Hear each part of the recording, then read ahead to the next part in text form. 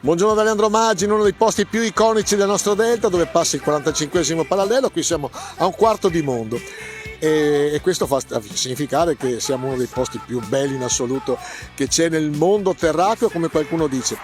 Noi stiamo cercando di promuovere con le nostre pagine, leandromaggi.com, Made in Polesine, questo territorio unico e raro, e ci fa molto ma molto piacere che voi ci state seguendo. L'augurio è che il 2024 sia sempre più importante per il nostro delta. Alcuni nostri filmati hanno raggiunto qualche milione di visualizzazioni, quindi vuol dire che stiamo lavorando bene.